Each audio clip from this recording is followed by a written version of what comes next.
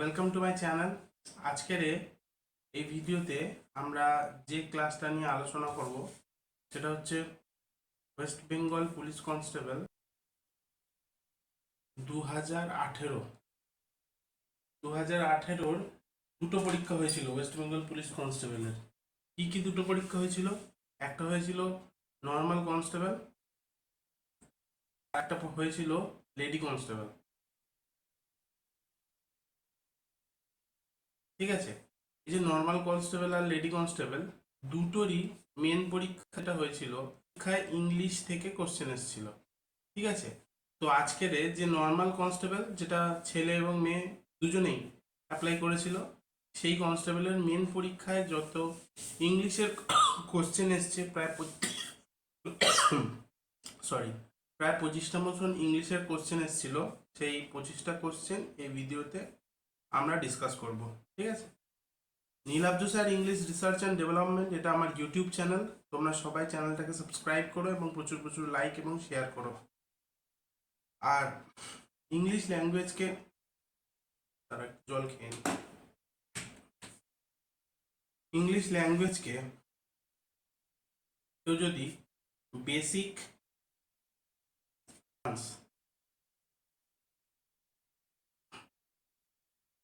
Level পর্যন্ত শিখতে চাও, তাহলে আমার ইউটিউব চ্যানেলে জিরো টু হিরো ব্যাচ বলে একটা প্লেলিস্ট রয়েছে, সেইটা তোমরা সাবস্ক্রাইব করে নিও।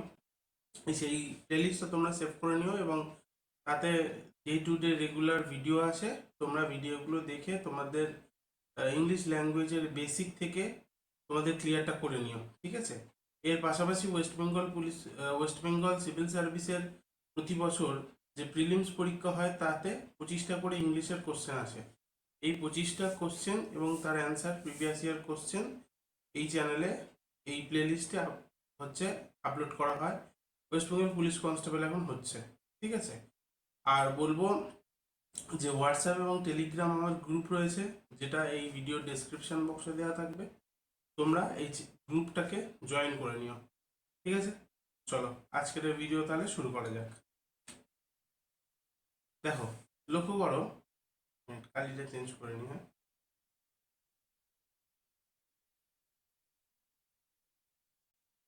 দেখো, এটা হচ্ছে সাজাতে বলেছে পিকিউআরএস। আমাদের একটা টপিক থাকে পিকিউআরএস, এই পিকিউআরএস এর টপিক থেকেই কোশ্চেনটা এসছে। কালারটা নিচ্ছে না, কালারটা নিই। ঠিক আছে, দেখো কি বলছে আগে। ফার্স্টে এই 6টা স্টেটমেন্টের মানে বুঝি। ফার্স্টে বলছে, দেখো, snake's R most feared of all reptiles. সাপ হচ্ছে সমস্ত রেপটাইলের মধ্যে সব থেকে ভয় পাওয়া একটি প্রাণী। Superstition and ignorance prevent proper treatment. Superstition মানে যেটা কুসংস্কার, এবং তাকে ইগনোর করা, তাকে গুরুত্ব না দেওয়া, এটাই হচ্ছে এই ভয়ের proper treatment. It is also beneficial to man, এবং এই জিনিসটা, এই যে অভ্যাসটা মানুষকেও বেনিফিশিয়াল করে। Snake is not a source of fear and harm. Snake মানুষকে ভয় পাওয়া বা হার্ম করতে প্রথমত চায় না। Many people are killed by snake in India and all over the world. অনেক পিপল, ভারতবর্ষের মধ্যে অনেক মানুষ যারা এই সাপের কামড়ে মারা গেছে, এবং গোটা পৃথিবীতেও অনেক মানুষ আছে যারা সাপের কামড়ে মারা গেছে। 6 নম্বরের স্টেটমেন্টে বলছে, medicine are made from its poison. সাপের এই যে বিষ, সাপের বিষ সাপের বিষ থেকে অনেক ওষুধ তৈরি করা হয়, সে কথা বলেছে। এবারে দেখো 4টে অপশন দিয়েছে, এ বি সি ডি। এর মধ্যে দেখো অপশন সি যেটা রয়েছে, এস, তারপরে পি, তারপরে আর, তারপরে কিউ সিকোয়েন্স। দেখো, ফার্স্ট স্টেটমেন্ট 1 বলছে snake are the most feared of all reptile. তারপরে চলে আসো, many people are killed by snake in India and all over the world. আর তারপরে বলছে snake is not a harm, then it is also beneficial to man. Medicine are made from its poison. তাহলে option C হবে এখানে সঠিক উত্তর। ঠিক আছে, এবারে হলো পরের প্রশ্ন। দেখো কি বলছে, out of the 4 alternative choose the one which can be substituted for the given word. given word বলছে জাস্টিস, এখানে লেখাটা চাপা পড়ে গেছে, আমি এখানে লিখে দিচ্ছি জাস্টিস। ঠিক আছে, জাস্টিসের সিনোনিম জানতে চেয়েছে এখানে। জাস্টিসের সিনোনিম দেখো চারটে অপশনের মধ্যে অপশন এ ফিউগেটিভ হবে সঠিক উত্তর। জাস্টিসের সিনোনিম দেখো, জাস্টিস কি জিনিস? জাস্টিস হচ্ছে a person who run away from justice is often refer to as the fugitive, মানে একজন মানুষ যে বিচার হওয়া থেকে পালিয়ে বেড়ায়, সে চায় না যে বিচার হোক, এইরকম মানুষকে আমরা ফিউগেটিভ বলি, যে জাস্টিসের থেকে দূরে পালাতে যায়। ঠিক আছে, এছাড়া এর দুটো অ্যান্টোনিম হচ্ছে এসকেপ এবং অ্যাবসকন্ডার এবং রান অ্যাওয়ে। ঠিক আছে, এরপরে 2 নম্বরের অপশানে দেখো রয়েছে কনভিক্ট। কনভিক্ট মানে কি? Convict is someone who has been found guilty of a crime by a court of law and is serving a sentence often in prison. তাহলে একজন মানুষ যে কোর্টের দ্বারা দোষী সাব্যস্ত হয়েছে এবং তাকে শাস্তি দেওয়া হবে বা সে এখন প্রিজনে রয়েছে, এইরকম একজন ব্যক্তিকে কনভিক্ট বলে। ঠিক আছে, 3 নম্বরে দেখো অ্যাকিউজড রয়েছে। অ্যাকিউজড মানে কি? An accused is someone who has bin charged with a crime but has not yet bin found guilty or innocent. একজন যাকে পাকড়াও করেছে পুলিশরা, কিন্তু সে যে দোষী সেইটা এখনো প্রমাণ হয়নি, সেরকম ব্যক্তিকে অ্যাকিউজড বলে। আর প্রিজনার হচ্ছে তাদেরকে বলে যারা জেলে রয়েছে। ঠিক আছে, a prisoner is someone who is confined in a prison or jail as a result of being convicted of a crime or while awaiting trial. বোঝা গেল? চলো এরপরটা দেখা যাবে। দেখো 59 এর দাগটা, which one of the following word is correctly spelled? কোনটা স্পেলিং কারেক্ট এটা বলো। ঠিক আছে, দেখো চারটে অপশনের মধ্যে অপশন সি টেম্পোরারি, এটা হচ্ছে ঠিকঠাক। বাকি দেখো ম্যান্ডেটরি, সার্কুলেটরি, রেগুলেটরি, লাস্টে রয়েছে TARY, কিন্তু এটা ভুল। ঠিকঠাক কি তাহলে? TORY। দেখো অপশন এ, অপশন বি এবং অপশন ডি তিনটের ক্ষেত্রেই রেগুলেটরি ORY লাস্টে হবে। ঠিক আছে, আর টেম্পোরারির ক্ষেত্রে লাস্টে ARY, তাহলে এটা ঠিক আছে। আচ্ছা, regulatory refers to rules, law and guidelines set by the authority to control and manage the activity within various industry. তাহলে রেগুলেটরি মানেটা এখানে বলে দিয়েছে। রেগুলেটরি মানে কি? যে একটা ইন্ডাস্ট্রি বা একটা ইনস্টিটিউশনের মধ্যে বিভিন্ন যে রুল বা রেগুলেশন যেগুলোকে ফলো করার জন্য, কোনো অথরিটিকে কন্ট্রোলে রাখার জন্য যে নিয়ম কানুন, সেগুলোকে রেগুলেটরি বলা হয়। ঠিক আছে, ম্যান্ডেটরি মানে কি? ম্যান্ডেটরি মানে অপশন এ তে যেটা রয়েছে, ম্যান্ডেটরি মানে হচ্ছে বাধ্যতামূলক। দেখো সার্কুলেটরি, সার্কুলেটরি অপশন বি তে রয়েছে। সার্কুলেটরি মানে কি? সার্কুলেটরি মানে আমাদের শরীরে যে রক্ত প্রবাহিত হচ্ছে, এটা একটা সার্কুলার ওয়েতে রয়েছে। সারা শরীরের রক্ত হৃৎপিণ্ডে যাচ্ছে, দূষিত রক্ত হৃৎপিণ্ডে যাচ্ছে, আবার হৃৎপিণ্ড থেকে বিশুদ্ধ রক্ত সারা শরীরে ছড়িয়ে পড়ছে, এইভাবে সার্কুলার ওয়েতে ছড়িয়ে যাচ্ছে। এই জিনিসটাকে সার্কুলেটরি বলা হয়। ঠিক আছে, আচ্ছা। আর টেম্পোরারি মানে কি? টেম্পোরারি মানে ক্ষণস্থায়ী, এখানে লিখে দিচ্ছি। টেম্পোরারি মানে হচ্ছে ক্ষণস্থায়ী। আর এই টেম্পোরারির বিপরীত, টেম্পোরারি কোথায় গেল? এই টেম্পোরারি অ্যান্টোনিম হচ্ছে পার্মানেন্ট। ঠিক আছে, পার্মানেন্ট মানে স্থায়ী। ঠিক আছে, বোঝা গেল? চলো পরের স্লাইডে যাই।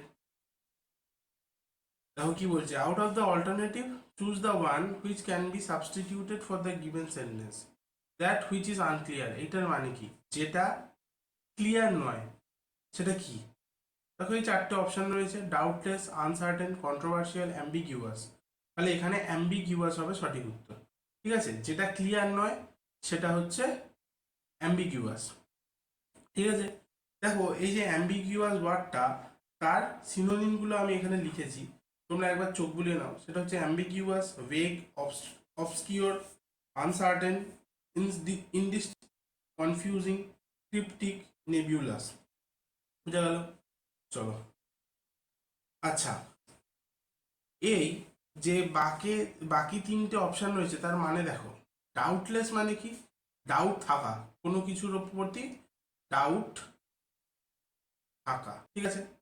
আনসার্টেন মানে কোনো কিছু আহ, মানে স্থির নয়, মানে আমি যে এখান থেকে স্টেশনে যাব এটা ঠিক, মানে আমি যে সিদ্ধান্ত নিলাম সেটা সেই সিদ্ধান্তটা ভুল হতে পারে, যে আমি নাও যেতে পারি, এই রকম জিনিস বোঝানোকে আনসার্টেন বলছে। আর কন্ট্রোভার্সিয়াল মানে কোনো কিছু নিয়ে কথাবার্তা হচ্ছে, সেটা ঠিক না ভুল এটা এখনো জানা নেই, এই রকম জিনিস হলে সেটা হচ্ছে কন্ট্রোভার্সিয়াল, ঠিক আছে।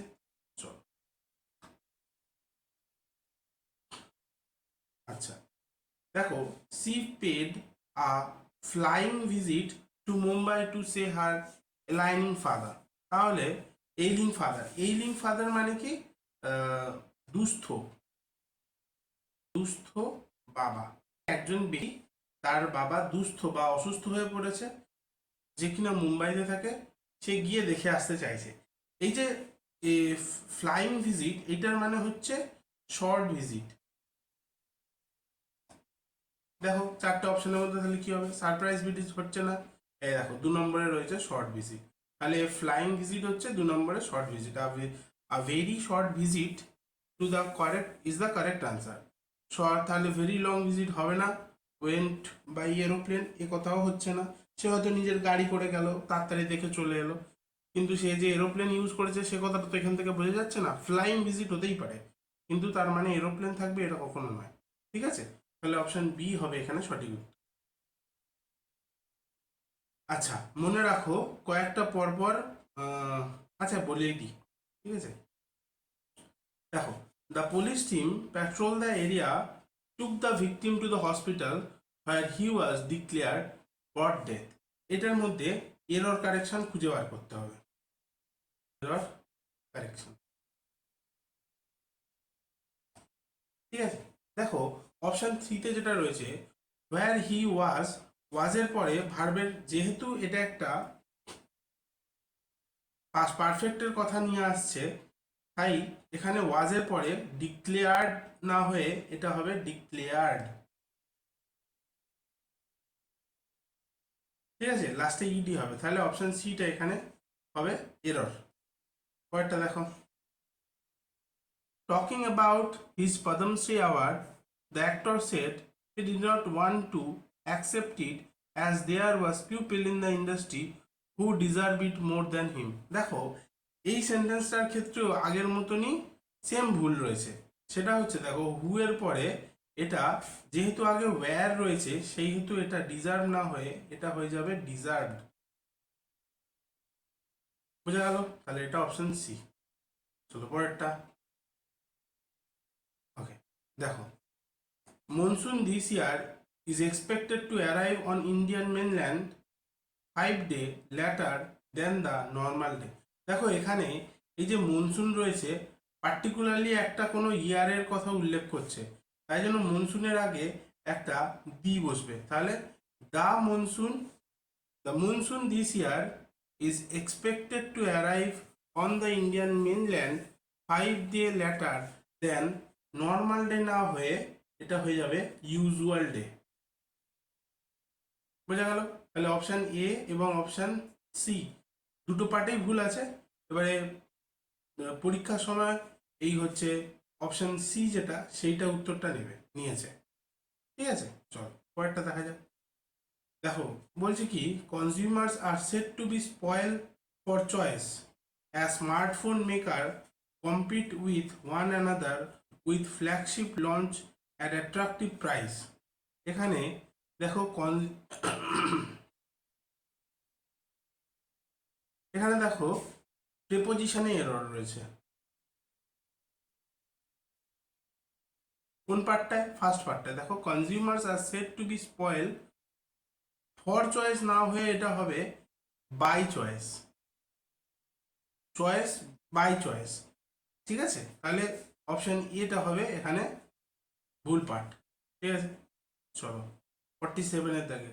Some witness said that the grenade was thrown from a motorcycle while others said it was lobbed at the checkpost from a moving car.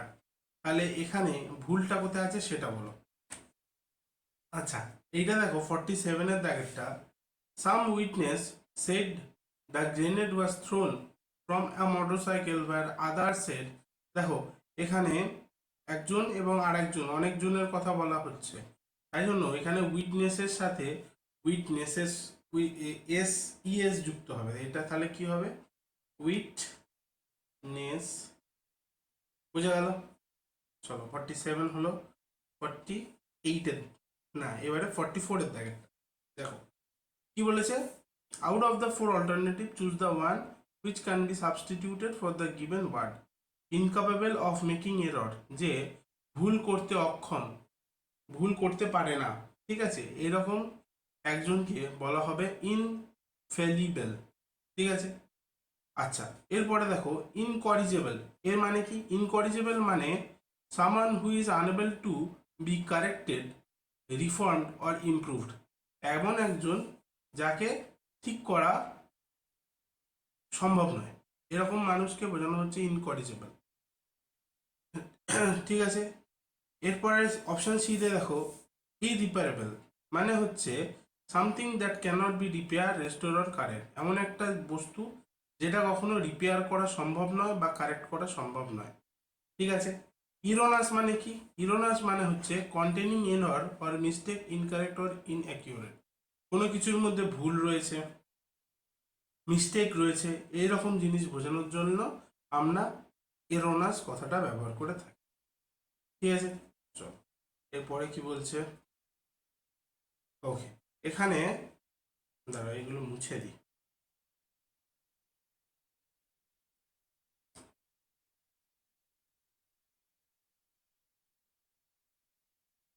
The 41 এর দাগের the the peon said to his officer please forgive me. দেখো চারটের মধ্যে এটা কি করতে বলেছে এখানে? ইনডাইরেক্ট স্পিচ ন্যারেশন করতে বলেছে এখানে। চারটের মধ্যে অপশন বিটা এখানে সঠিক উত্তর হচ্ছে। দেখো দ্য পিয়ন সেট টুটা চেঞ্জ হয়ে যাবে আমরা জানি, তাই জন্য অপশন সি হবে না। আর টোল্ড এখানে হবে না, তার কারণ প্লিজ দিয়ে শুরু হচ্ছে, তাই রিকোয়েস্টেড আসবে। তাহলে অপশন এ অপশন বি দুটোই ঠিক মনে হচ্ছে। তারপরে দেখা যাক his officer that he forgive him, the peon requested his officer, that এখানে আসবে না, যেহেতু রিকোয়েস্টেড আসছে তাই এখানে টু আসবে। তাই অপশন এটাও এখানে ভুল, অপশন বিটা এখানে তাহলে সঠিক উত্তর হবে। দেখো এবারে পরেরটা কি বলছে, choose the word of the group of word which is more similar in meaning of the idiom or phase. কোন ইডিয়াম অর ফেজের কোনটা?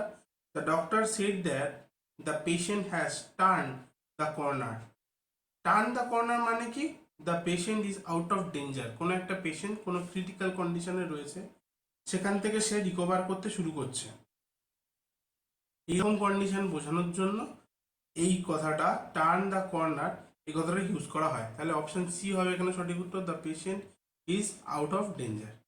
ঠিক আছে, বোঝা গেল? আচ্ছা 24-এর দাগেরটা দেখো কি বলেছে, ভয়েস চেঞ্জ করতে বলেছে।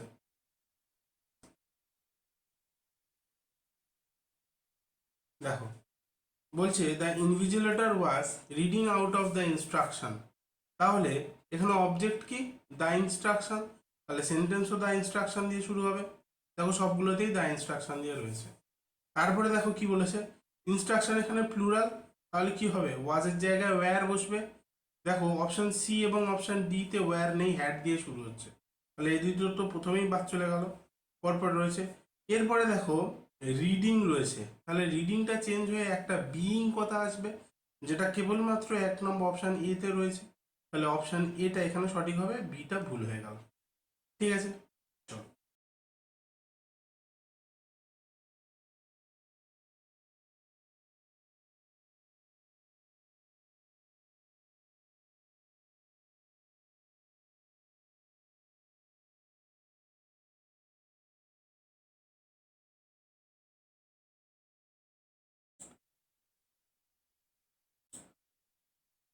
ওকে, 19-এর দাগেরটা দেখো, কি করতে বলেছে, ভয়েস চেঞ্জ।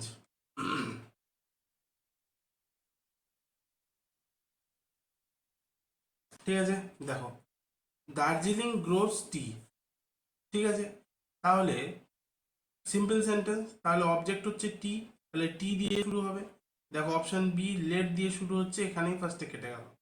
তারপরে গ্রোজ রয়েছে, তাহলে কি হবে, ইজ গ্রোন, এরকম কথা আসবে। দেখো ইজ রয়েছে এখানে, ইজ রয়েছে প্রথমটাতেও, কিন্তু ডিতে নেই, তাহলে ডিও বাদ চলে গেল। আর এরপরে যেহেতু গ্রোজ রয়েছে, তাহলে গ্রোন আসবে, বিং কথাটা আসবে না, তাহলে অপশন এ হবে এখানে সঠিক উত্তর। আচ্ছা, এটা গেল 19-এর দাগের। 17-এর দাগেরটা দেখো, 17-এর দাগেরটা কি করতে বলেছে, ইনডাইরেক্ট স্পিচ মানে ন্যারেশন করতে বলেছে। দেখো, I said to him why are you working so hard, said টুটা কিসে চেঞ্জ হয়ে যাবে, সেড টুটা হয়ে যাবে আক্সডে। চারটে অপশানই আক্সড রয়েছে, ভালো কথা। তারপরে দেখো, ওয়াই দিয়ে শুরু হবে, ওয়াই, ওয়াই এর পরে কিন্তু ডাইরেক্ট প্রোনাউন চলে আসবে, এই হিম, হিমের একটা প্রোনাউন এখানে চলে আসবে, সাবজেক্ট যেটা, যেটা কিনা সাবজেক্ট হবে। তাহলে দেখো অপশান বিতে এই জিনিসটা নেই, অপশান সিতে আছে, অপশান ডিতে এই জিনিসটা নেই। ঠিক আছে, এবারে দেখো অপশান এ আর অপশান সি এর মধ্যে এই হি এর পরে কিন্তু ডাইরেক্ট ওয়াজ চলে আসবে, হ্যাট কিন্তু হবে না, তাই এখানে অপশান এ সঠিক উত্তর হলো। ঠিক আছে, দেখো পরেরটা কি বলেছে, choose the word or group of word which is more similar in the meaning of the idiom or phrase. Farmer have tried wolf in the past but this time agriculture is in crisis. আচ্ছা, cried wolf মানে কি, cried wolf মানে ভুলভাল চেঁচানো। আমরা একটা ছোটবেলায় গল্প পড়েছিলাম, সেটা হচ্ছে আম, মিথ্যা রাখালের গল্প, রাখালের গল্প। গল্পটা কি ছিল, যে একজন রাখাল বালক ছিল, যে হচ্ছে একটা অনেকগুলো ভেড়া বা ছাগল, ভেড়া বা ছাগলকে নিয়ে ছাগল চড়াতে যেত। ঠিক আছে, এবং সে যেখানে ছাগল চড়াতো তার পাশেই একটা উঁচু জায়গার পাশেই অনেক চাষি ছিল, যারা কিনা চাষবাস করত। এবারে এই যে রাখাল, সে নিজেকে খুব চালাক মনে করতো আর ভাবতো যে এই চাষিদেরকে কি করে বোকা বানানো যায়। তাই রাখালটা কি করত, রাখালটা মাঝে মাঝেই সে চিৎকার করে উঠতো যে বাঘ পড়েছে, আমার ছাগল এর দলের মধ্যে বাঘ পড়েছে, কেউ বাঁচাও বাঁচাও। আর চাষিরা তখন এই কথাটা শুনে কি করতো, ছুটে চলে যেত সেই রাখালের কাছে, গিয়ে দেখতো রাখাল হাসছে, কোনো বাঘ নাই। আর রাখাল তখন চাষিদেরকে বলতো, এ বাবা বোকা বানিয়েছি বোকা বানিয়েছি। হ্যাঁ, এরকম ভাবে অনেকবার হয়েছে, কিন্তু রাখালের প্রত্যেকবারই এদেরকে বোকা বানিয়ে খুব মজা লাগতো। ঠিক আছে, কিন্তু একদিন সত্যি সত্যি একটা বাঘ, সেই একটা বাঘ বা এখানে বলা যায় শিয়াল, নেকড়ে, নেকড়ে বাঘ বা শিয়াল, সে চলে আসতো, চলে আসলো ওই ভেড়ার বা ছাগলের দলের মধ্যে। এই সময়ও রাখাল আগের বারের মধ্যেই চাষিদেরকে ডাকতে শুরু করলো, তোমরা সবাই আসো গো, বাঘ পড়েছে, সত্যি সত্যি বলছি এবারে বাঘ পড়েছে। কিন্তু চাষিরা ভাবলো, চাষিরা নিজেরা বলা বলি করলো যে দূর, ও তো সবসময় মিথ্যে কথা বলে আর আমাদের চাষবাসে অসুবিধার সৃষ্টি করে। তাহলে একটা কাজ করা যায়, একটা কাজ করি চলো, কেউই আমরা যাব না আর ওর কাছে, এই কথাটা বললো। তাহলে এর যখনই বললো, এরপরে দেখা গেল যে ওই যে বাঘটা পড়েছিল, সে এই ছাগলগুলো খেয়ে নেওয়ার সাথে সাথে রাখালটাকেও মেরে খেয়ে নিল। পরে যখন এই চাষিরা সেই রাখাল যেখানে ছাগল চড়াচ্ছিল সেখানে গিয়ে দেখলো যে সত্যি সত্যি বাঘ এসেছিল, এবং সে এসে রাখালকেও খেয়েছে এবং ছাগলদেরকেও খেয়ে নিয়েছে। সেই থেকে এই ইডিয়ামটা ক্রায়েড উলফ কথাটা এসছে। ঠিক আছে, যে ফলস অ্যালার্ম দেওয়া। ঠিক আছে, দেখো এখানে পাশেই আমি লিখে রেখেছি যে cried wolf is an idiom that comes from a fable, গল্প থেকে, the boy who cried Wolf.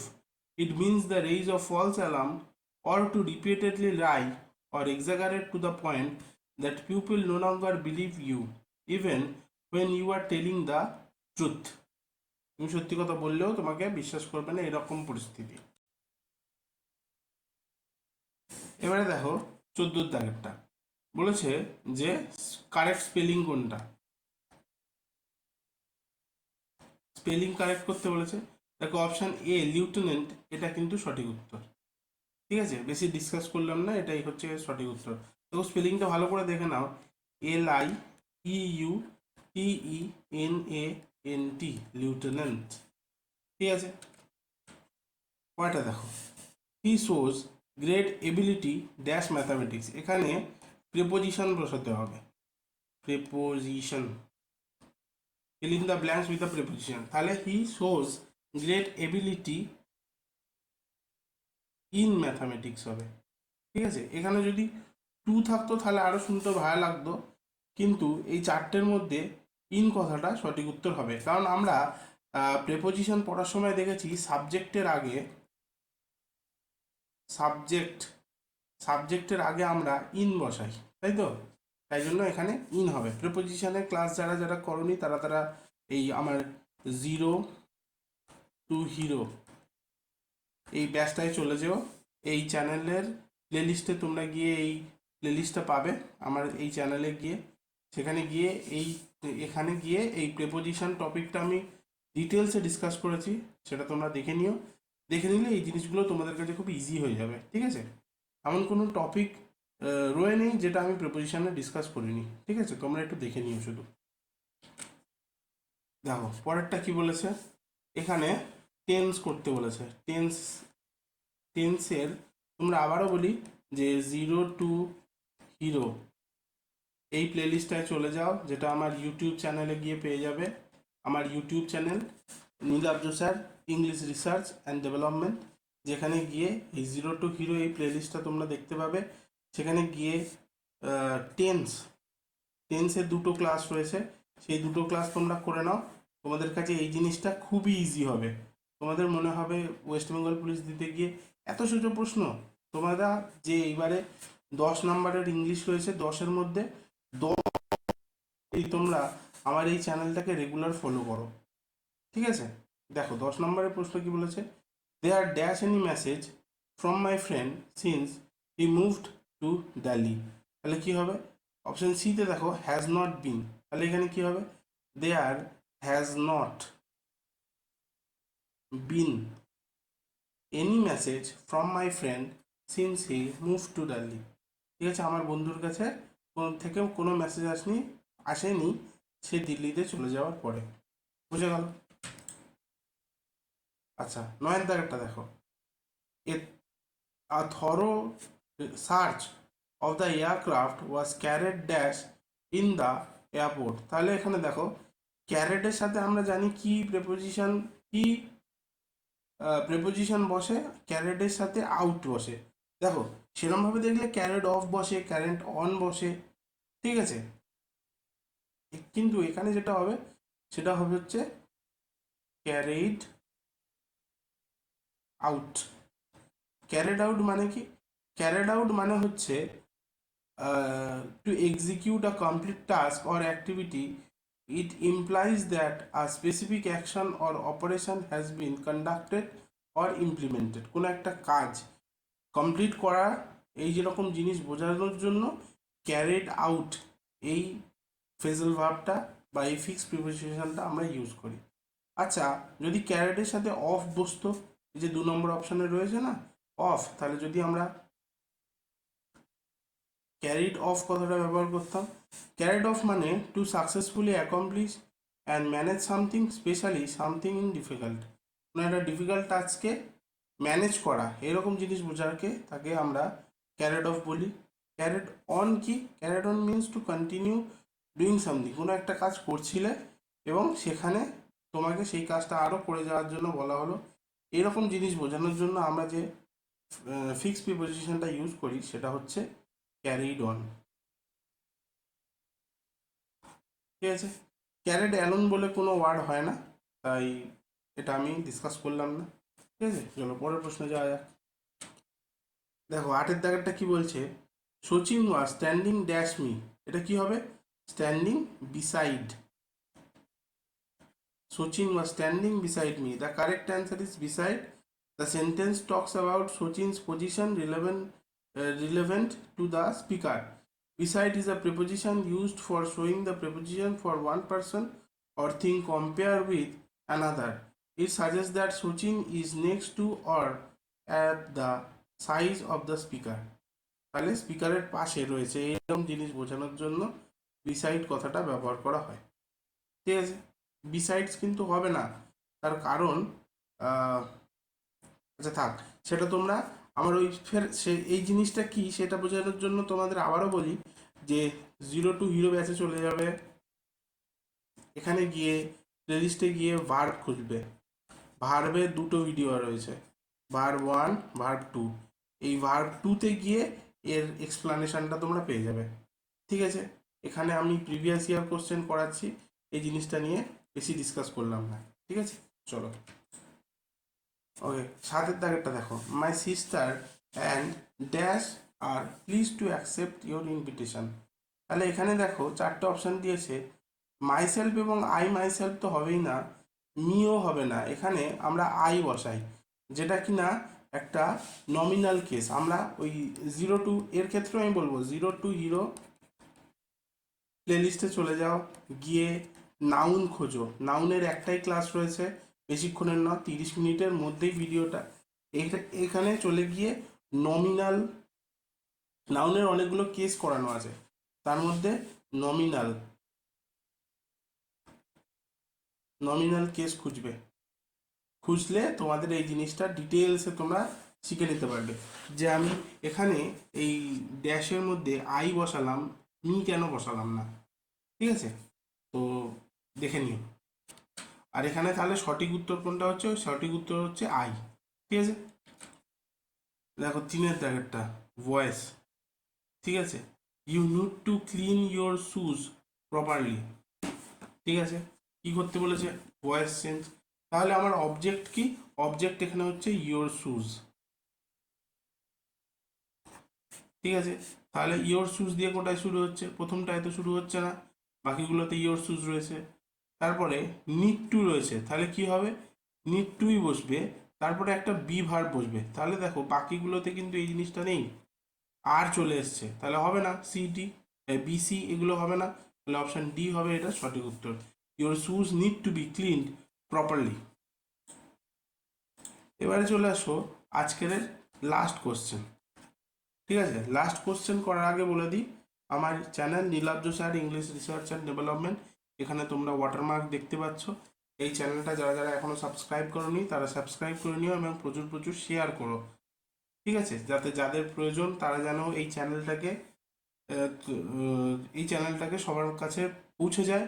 আর এই চ্যানেলটা ইংলিশে একমাত্র বাংলায় চ্যানেল রয়েছে, যেটা ইংলিশ পড়া সম্পূর্ণ বাংলায় পড়াচ্ছি, কোনো হিন্দি নেই, কিছু নেই। বেসিক থেকে শুরু করে অ্যাডভান্স লেভেল পর্যন্ত যাওয়ার জন্য জিরো টু হিরো ব্যাচ আমার ইউটিউব চ্যানেলের একটা প্লেলিস্ট রয়েছে, যেটা দেখতে পাবে। সেখানে একদম বেসিক থেকে নাউন থেকে শুরু করে একদম বেসিক পার্টস অফ স্পিচ থেকে শুরু করে অ্যাডভান্স লেভেল পর্যন্ত ভয়েস ন্যারেশন সব কিছু করিয়ে দেবো। তোমরা এই চ্যানেলটাকে সাবস্ক্রাইব করো এবং এই প্লেলিস্টটাকে ফলো করতে থাকো, তার পাশাপাশি এই যা ভিডিও আসছে তোমরা দেখতে থাকো। ঠিক আছে, চলো আজকের লাস্ট কোশ্চেন কি বলছে, যে ইডিয়াম ফল ফ্ল্যাট এর ইডিয়ামস কি হবে। ফল ফ্ল্যাট এর ইডিয়ামসটা কি হবে, এর ইডিয়ামসটা হবে fail to produce the intent effect. কোনো কিছুর, দেখো ভালো করে প্রশ্নটা পড়ো, if a joke falls flat nobody think it is funny. তুমি যে একটা জোক মারলে তাতে যদি কেউ না হাসে, তাহলে তোমার এফোর্টটাই সম্পূর্ণ বোগাস বা ফাউল। তাই জন্য অপশান ডিটা হচ্ছে তার মানে, যে ফল ফ্ল্যাট এটার মানে হচ্ছে fails to produce the intent effect. তুমি সবাইকে হাসানোর জন্য একটা জোক মারলে কিন্তু সেই জোকে কেউ হাসলো না, এই জিনিসটার জন্য ফলস ফ্ল্যাট এই ইডিয়ামসটা আমরা ইউজ করি। ঠিক আছে, চলো আজকের ভিডিও তাহলে এই পর্যন্ত, তোমাদের সাথে দেখা হচ্ছে আবার একটা নতুন ভিডিওতে। টাটা।